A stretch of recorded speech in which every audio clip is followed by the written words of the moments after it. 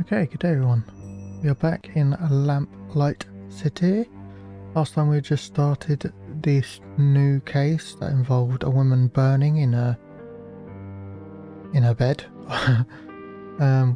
It's supposedly the Great Dam, whatever her name is. That's a nice portrait of Miss Lathan. Miss Lathan. It was damaged by the fire. The area where the artist's signature should be has been singed and is unreadable. Too bad. But the date is still legible. It's from this year. Fair enough, okay. And we had to get, I can't remember his name. It's been over a week. The police guy, we had to get him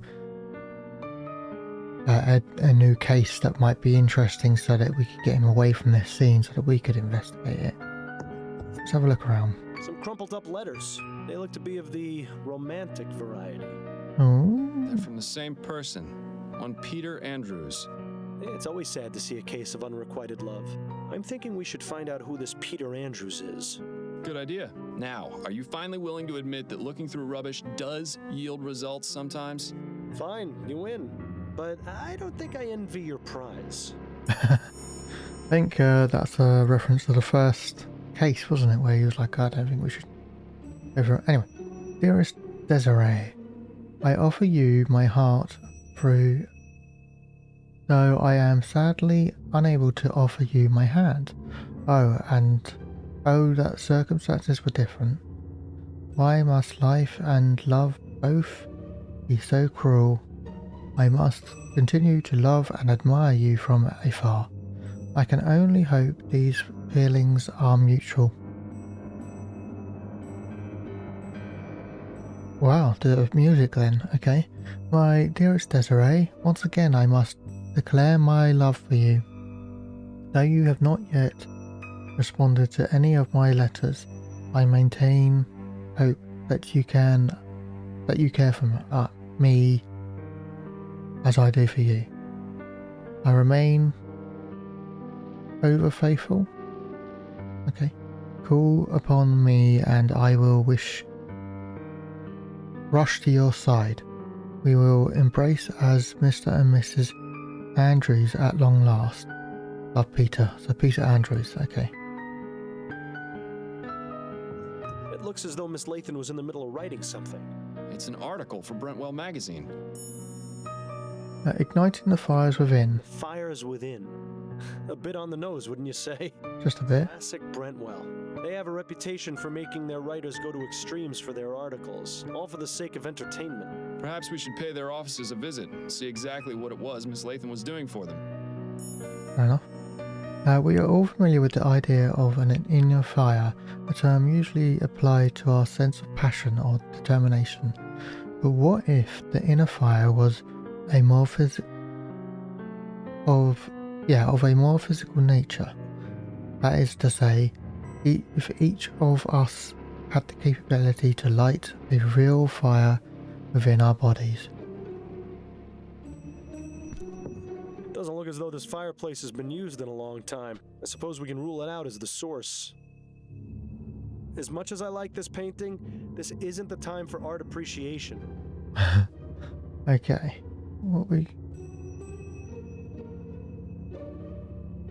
The flames must have been fairly high to be able to stain the ceiling like that.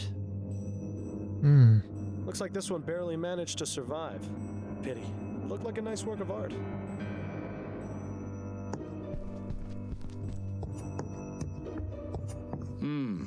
There's a letter in here. This Miss Lathan. This letter keeps getting more and more interesting. The law firm of Usher and Price isn't too far from here. I think it's definitely worth paying him a little visit. This letter is to inform you that we have received your request to make changes to your beneficiary, as indicated in your last will and testament. Please come to our law office of Usher and Price at that place so that we may review the documents and make the necessary edits. Yours, former Jonas Usher. Okay. Let's have a look at the burned remains. Oh. to ashes and all that. I'm glad I was buried. Cremation always seemed a bit too hot to handle. Now's not the time for jokes, Bill. Are you serious? Death is the best time for jokes. Otherwise, it's all just a bunch of boo-hoo-hoo this and wow-wow-wow that. And trust me, there's plenty of that in life. Hell, you'd know better than anyone. All right. Just shut it for a bit while I look over the crime scene, would you? I need to concentrate. I don't think Desiree will be able to give us a hand with this investigation. Bill? What? I thought it was funny. Alas, poor Desiree, a woman of infinite riches, of tastes most fancy. Well, where's all your money now? Come to think of it, that question might be worth answering. Ugh, greasy, fetid, stinking ashes. Who knew the human body was capable of producing such a disgusting byproduct? I'm surprised the coroner hasn't taken the body away yet. Probably because there isn't much of a body left to take. Either that or Dr. Edwards knows better than to deal with something like this. That's extremely unlike him. He'd jump at the chance to examine this body. Perhaps we should allow him the pleasure. I hope you're not suggesting what I think you're suggesting. I've got no idea what you've... This one's clean. Well, aside from the fact that the rest of the leg is burned off. There's a tattoo on her ankle. It says, "Dancing through life." Hate to break it to her, but that dance is over. Miles, do you really want to go carrying around those stinking ashes in your pocket? It'll take ages to get the smell out. Good point. I'll need to find something to carry them in. Okay. Is that everything? Does appear to be. We've looked at... Okay, right, so the waste paper bin, maybe? Nothing else of interest in there. No? Okay. What about there? Nothing else of it. Okay. Odd. Another pile of ashes under the bed. Looks as though whatever she kept underneath got burned too. Or it could be that whatever was under the bed is what caught fire in the first place. Although, there's no evidence of what started it. All that's left is a small piece of cloth. Might as well take it. Right. Okay. The cloth appears to have some oily residue on it. Interesting. Right. Burning desire. Desiree Lathan was found burned to ashes under mysterious circumstances. Was it an accident or is something more sinister afoot? Investigate the Gascoigne Supper Club. Visit the offices from Brentwell Magazine. Speak with attorney Jonas Usher. Find a suitable container to transport Miss Lathan's ashes. The burnt remains of a piece of cloth. It appears to have traces of some oily residue on it.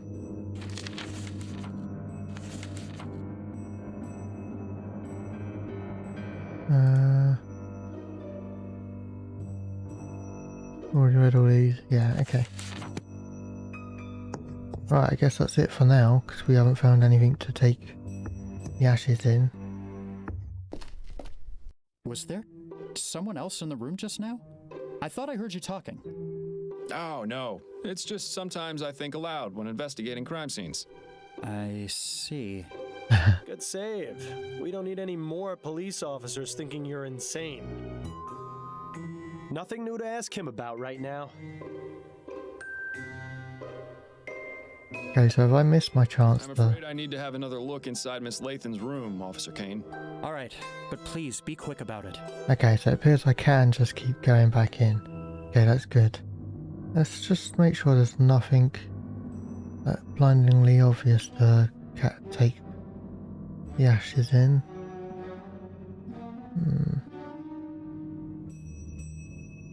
Yeah, definitely can't see anything. Alright, okay. Let's go somewhere else. Okay, so Gascoigne Supper Club, Brentwell Magazine, Ushingham Price, police station. Did we read the paper? Hey, Addie. Here I am. Hello, Miles.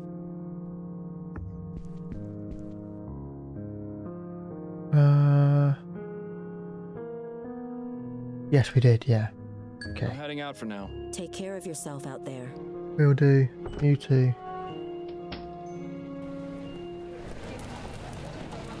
Brentwell? Sure, let's go to Brentwell. Ah, hello there.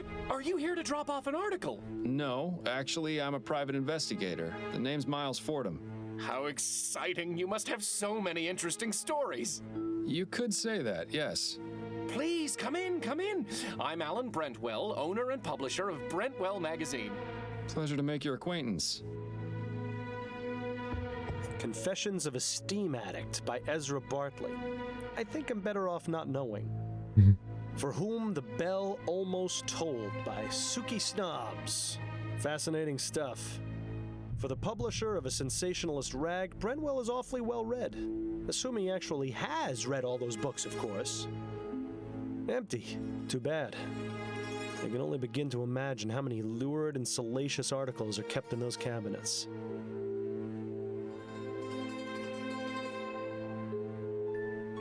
Okay, that appears to be everything that we can check. Brentwell has a front row seat to all the horrible things he might want to write about in his magazine.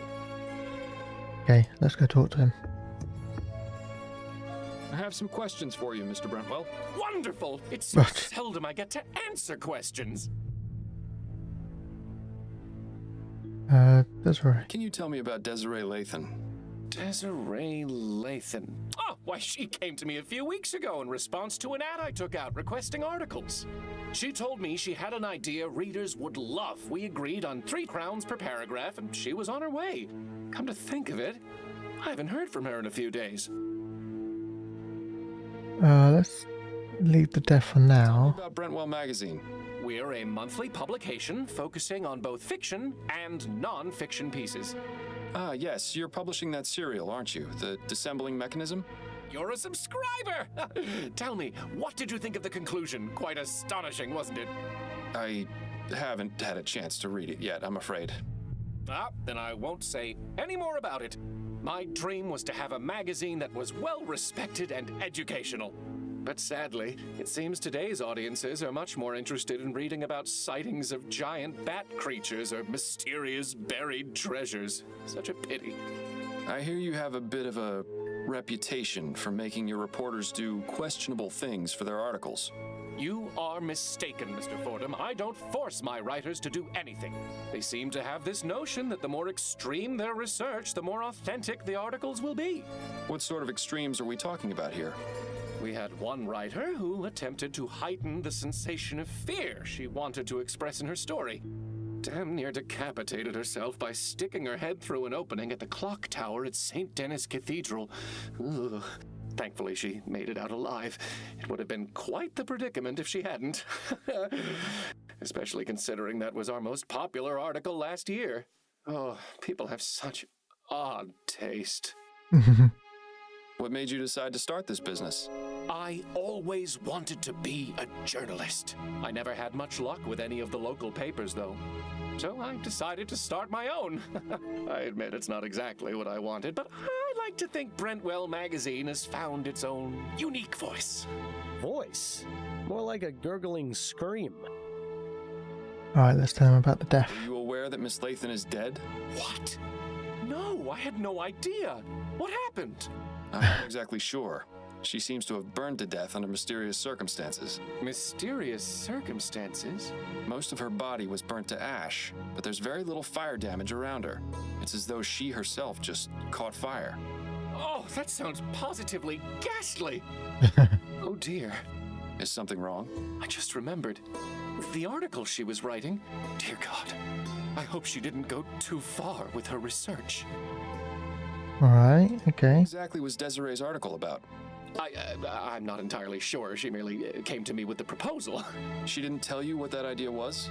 She did, but I wasn't sure what to make of it. Please, Mr. Brentwell, stop stalling and tell me what she was writing about. It was about spontaneous human combustion. What do you know about spontaneous human combustion? That's the thing. I don't know very much at all. It sounded interesting enough. That's why I accepted Miss Lathan's proposal to write the article about it. But what do you know about it? Only that it's a mysterious phenomenon in which a person catches fire spontaneously and burns to death. It sounds exactly as you described Miss Lathan's condition. Do you know what Miss Lathan's research on the subject involved? Only the one contact I gave her, a Miss Angela Maxwell at the Spectre Society in Gascon. Oh. The Spectre Society, huh? I shouldn't be surprised to hear that name again. Are you a member? Actually, I am. I suggest you do some research there. There's bound to be something relevant in that curious library of theirs. Thank you. Yes. Perhaps I will. There was actually. I remember reading about it. Thanks for your time, Mr. Brentwell. The pleasure is all mine. Not sure what it will help in terms of this case, though. I don't think there's really anything else worth asking him about right now. Fair enough. Well, let's go back to the Spectre Society and see if we can learn anything. Welcome back, Mr. Fordham. Do we have any more questions for her? Oh, we do, apparently. Could I ask you about some things, Miss Maxwell? Certainly, darling. Are you familiar with a woman named Desiree Lathan? Yes, she came to see me just last week. She told me she was doing research for an article she was writing for Brentwell magazine. What sort of research? She asked me a few questions and looked at my books. That was all. She wasn't here for very long. And what was she researching? Something about spontaneous human combustion, I believe. Did you know that Desiree Lathan is dead? What? My God, no. I didn't. What happened to her? She was found burned to death in her bed. How awful. Do you have any idea how this may have happened? There are a number of possibilities, but if she was in the middle of researching spontaneous human combustion, and then to have this happen, it can't be a coincidence. Are you suggesting she herself was a victim of spontaneous combustion? One need only compare the circumstances of her death with the facts, darling. She can't be serious, can she?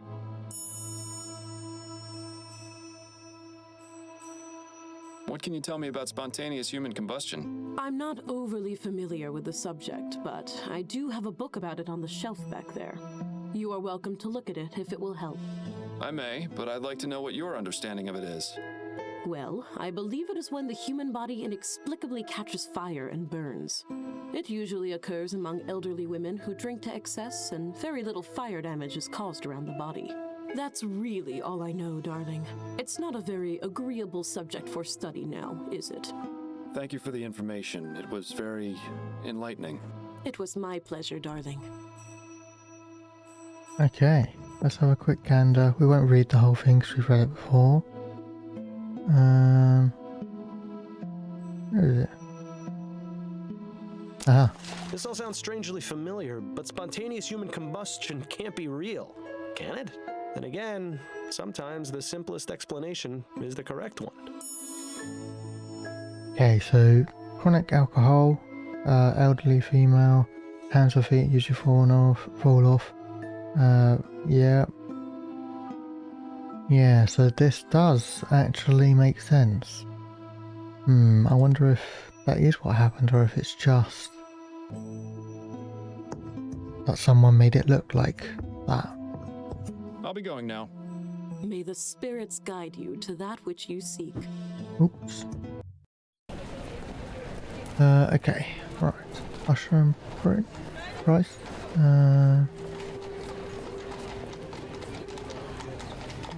Let's go to the supper club. Miss Robino? Oh, it's you again. Have you come to ask me more questions? Yes, if you wouldn't mind. No. Be my guest. Try not to insult her this time. Is the name Peter Andrews familiar to you?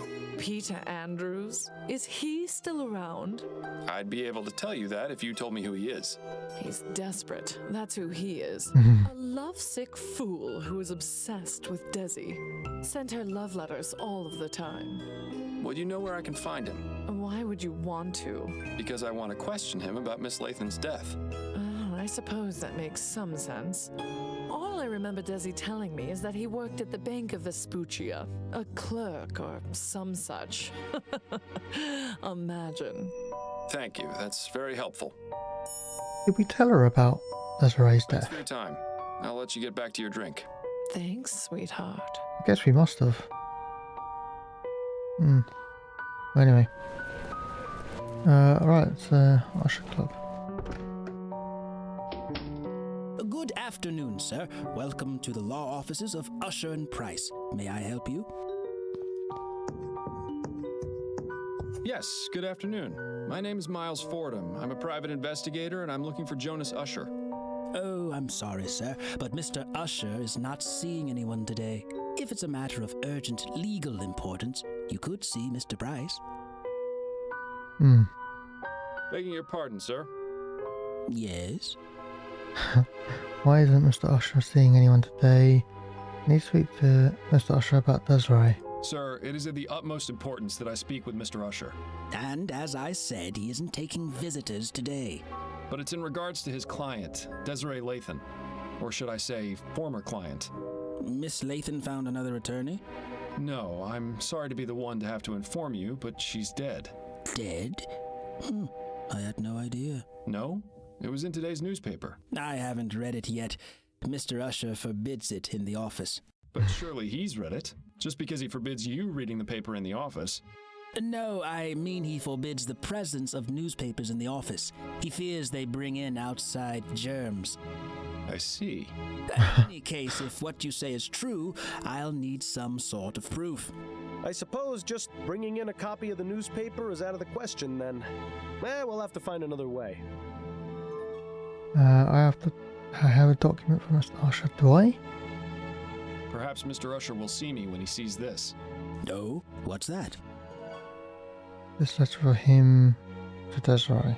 A letter from Mr. Usher to his client, Desiree Lathan. What? That's private correspondence. How did you get that?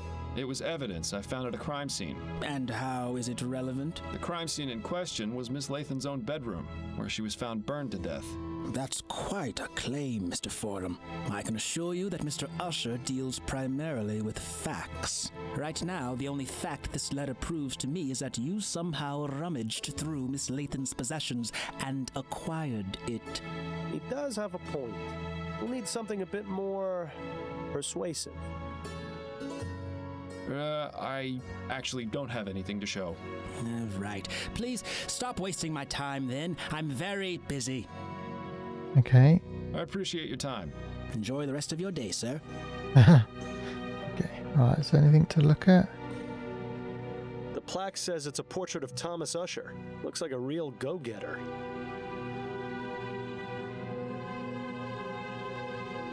Okay. It would be unwise to barge into Mr. Usher's office having been told he isn't seeing anyone today. We need to find a way to make him change his mind. Okay. Right. So, to the bank, I guess. Mr. Fordham. Oh, hello. Ah, Mr. Dupre. Good to see you again. Is all well with you? Absolutely. Everything is wonderful. Because of you, the city has finally seen Laura Dupre for the monster she is. I cannot thank you enough.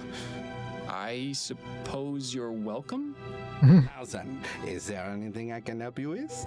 Yes, I'm looking for Peter Andrews. I was told he worked here. That's right. His desk is just over there. Thank you, Mr. Dupre. Lovely seeing you. Okay. Is this Peter Andrews? It is. Mr. Andrews. Yes? Miles Fordham, private investigator. May I ask you a few questions? Yes, I suppose that would be fine. Have a seat. I'd rather stand if it's all the same to you. Now then. Exactly what is your role here at the bank? I'm the manager. I handle the new accounts, organize finance, that sort of thing. Have you been here long? Coming up on 17 years. Is this at all relevant to your investigation? Anything could be, Mr. Andrews. Do you know Desiree Lathan? Desiree Lathan? No, I can't say the name rings any bells. You say you don't know Miss Lathan. Would you care to explain these? Why are they crumpled up? Did she throw them out? And why do you have them? I just love catching people like this. Relax, Mr. Andrews. Let's take this slowly. Now, I can assume by your reaction that these are your letters? Yes, they are. So why did you lie about knowing Miss Lathan? I promised my wife I would cut off contact. But you clearly didn't. The most recent letter is from 2 weeks ago. Did she hire you? Your wife? No, that's not why I'm here. Ah, well, that's somewhat of a relief then. So your wife knows about your correspondence with Miss Lathan?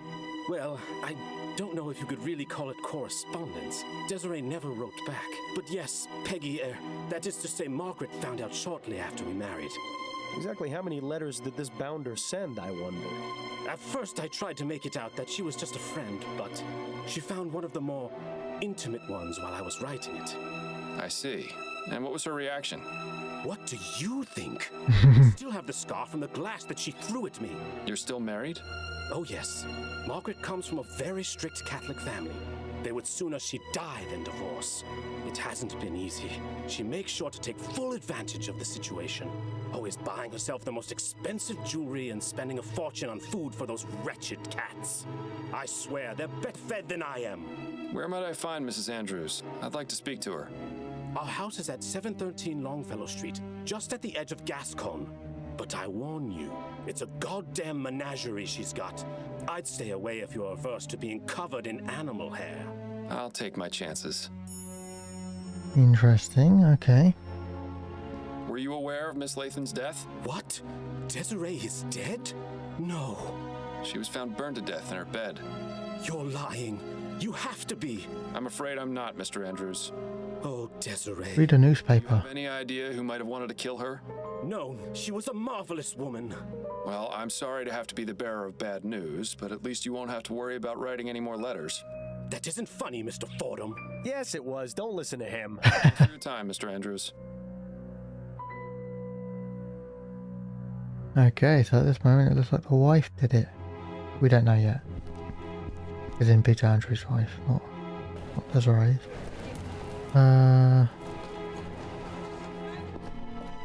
Nice house. It definitely screams, eccentric person lives here. Speaking of which, that must be Mrs. Andrews over there with those rodents. Rats with fluffy tails. How anyone can find them endearing is beyond me. Excuse me, Mrs. Andrews? May I help you? I'm Miles Fordham, private investigator. I was hoping you could answer a few questions. All right then. Don't worry, my darlings. Mommy only needs a moment to speak to the nice man, then I'll give you all the nuts you can eat. My little friends just adore nuts, Mr. Fordham. Guess that explains why squirrels are so attracted to her. Do you have any hobbies or pastimes, Mrs. Andrews? Well, of course. I do a bit of knitting and I take care of my pets. I take it you're fond of animals? Oh, yes. I just love animals. Most prove to be better company than people. Is that right? Well, consider this, Mr. Fordham. Animals can't betray you or lie. Uh-oh, I don't like where this is going. My furry little companions would never hurt me, unlike several humans I could name. Who are these companions exactly? Why, my darling little kitties and squirrel friends, of course. Your squirrel friends are quite tame. Oh, aren't they just the sweetest? And so smart, too. When I feed them, they come up and put their little paws on my hands as though they were giving me little squirrel hugs. And the way they look into my eyes, I can almost hear them saying, "Thank you for the nuts." Well, at least you can be grateful that it's only my voice you hear and not some rabid squirrels. Tell me about your cats. They're the most wonderful little dears. Do you have any pets? Afraid not. My wife isn't too fond of cleaning up after animals. Pity. Cats make wonderful pets. They're good company and are independent, unlike dogs. Edgar and Hubert are my pride and joy. I give them only the best of everything, and they in turn give me their unconditional love. That's delightful. I used to have a wonderful cat named Tobias, but, oh, he had an unfortunate accident. That's why I never let my two angels out of the house. What happened to Tobias the cat? Oh, I really rather not talk about that. It wasn't my finest hour. Let's just say it Oh was dear. an honest misunderstanding which got blown way out of proportion. Well, now I just have to know what happened. I hate it when people tease gossip and don't deliver. Did you know Desiree Lathan? Not personally. I never met her, but I knew exactly who she was. And who was that? A miserable drunk. Always going out and getting liquored up at her so-called socialite balls. They try to make them seem so fancy and high class, but it's really just a bunch of bitter old hags getting together to gossip about each other. With that kind of lifestyle, it was only a matter of time before it caught up with her. Do you happen to know anything about the circumstances surrounding the death of Miss Lathan? I read in the paper that she was burned to death. In her bed, wasn't it? That's right. Do you have any idea how that may have happened? Well, I already told you she was a drunk. Maybe she came home plastered and decided to smoke in bed. I'm rather surprised she was sleeping alone. That woman got around, if you know what I mean. She certainly seems to know a lot about Desiree for someone who claims to have never met her. Thank you for the chat. It was very enlightening. Oh, my pleasure, Mr. Fordham. Now, if you'll excuse me, I need to get back to tending to my little darlings. Okay, can I do anything else? It appears not. Okay. Well, I don't really know what to do now then. I guess go back home. I've managed to survive the wild streets of New Britannia. Hello, Miles.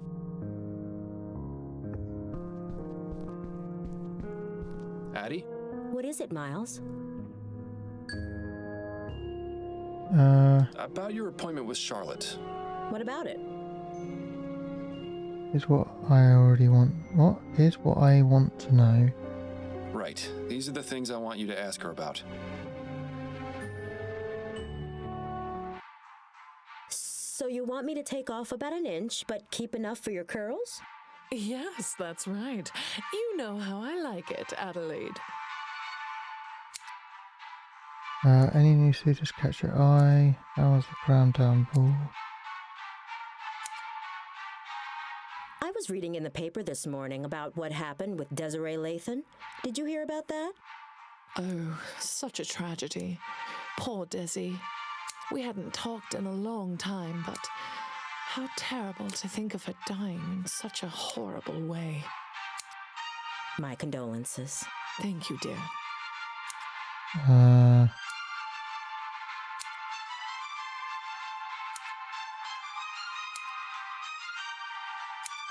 How was the Grand Dame's ball? Was your hairdo a hit? Oh, it was.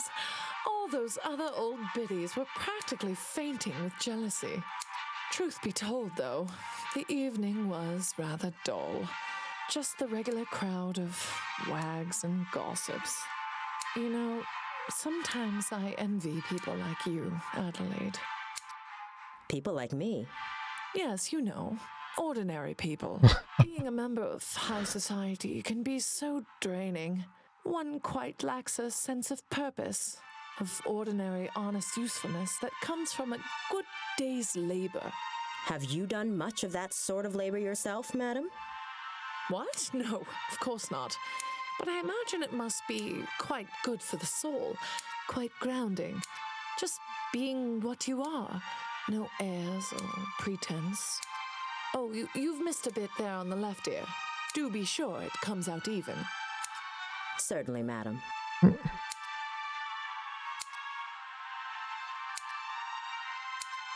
Did you and Desiree used to be friends? Oh, we were like sisters at one point. What happened? What else? A man got involved. You were both after the same man? No, quite the contrary. We both enjoyed being unattached and had vowed to keep it that way. The Spinster Sisters, we used to call ourselves. But I fell for a man a few years ago. We got married, and Desiree stopped speaking to me. That's a shame. Yes, especially considering the marriage only lasted a few brief months. I lost both my husband and my best friend. I'm sure there's a lesson to be learned in that. I heard that Desiree had her portrait painted. I'm trying to like... I have to say, your musical selection for today is lovely. I'm not trying to intrude too much. So someone like you can appreciate some of the finer Someone parts like of me? culture. In case you were wondering, the piece is the 4th symphony by a composer named Theophilus von Wagner. Yes, it's refreshing to hear the 4th Symphony for a change. Most people know von Wagner for his 5th Symphony or his lute concerto in D minor. Oh, you know von Wagner? Although I admit he isn't one of my favorite Baroque composers, I can appreciate what he brought to the movement. I'm more in favor of Scaravaldi. His development of the Concerto Grosso makes for much richer musical tapestry. Wouldn't you agree? Oh, well, perhaps so. Do you have any favorites among Scaravaldi's works? His 1st symphony is quite riveting. Do you mean his concerto for mandolin? He didn't have a 1st symphony as such. Well, yes, that's what I meant. As much as I enjoy chatting, perhaps you should concentrate on what you're doing, dear. Broadening horizons is the achievement I just got. I heard someone mention that Desiree had her portrait painted recently.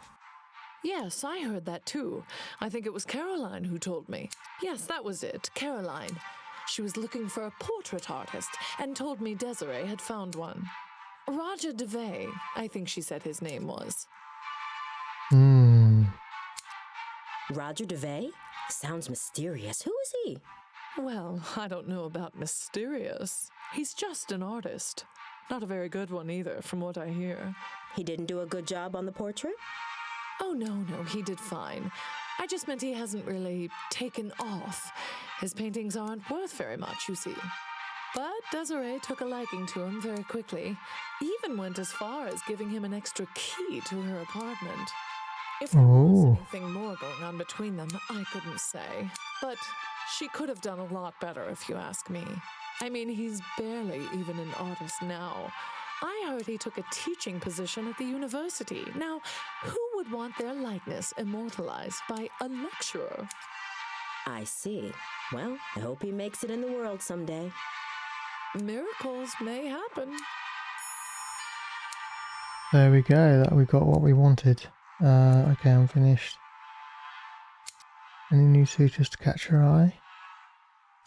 I reckon she might talk about our husband. Caught your eye recently? No, I think I'm getting too old for most of the young pups I see around these days. Besides, marriage has proved to be more trouble than it's worth. I'm finished with that whole game. Although there was one fellow who came to the supper club today. Pity he was only interested in asking questions. Oh? Yes, the dark brooding type. Sleepless nights etched all over his face. Still handsome, though. I invited him to join me for a drink, but he refused. Turned out he was a private investigator, if you can believe it. Oh? What was he asking about? Nothing of consequence. I didn't tell him very much anyway. Probably for the best he didn't join you for that drink then. Good. I think that's all finished. Thank you, Adelaide. It was a pleasure, as always. Likewise, Miss Robinow. I'll see you next week. And she didn't tip very well either. I'm sorry, dear. She sounds positively dreadful. No more than the other Gascon Grand Dames. I just hope you managed to get something useful from that. I did, yeah. Let's have a look. Oh my god, look at this fucking... Got loads to do. Okay, right, well, I'll read this next time. Yeah, so I hope you've enjoyed. Have a good day, everyone. Hopefully speak to you soon. Bye.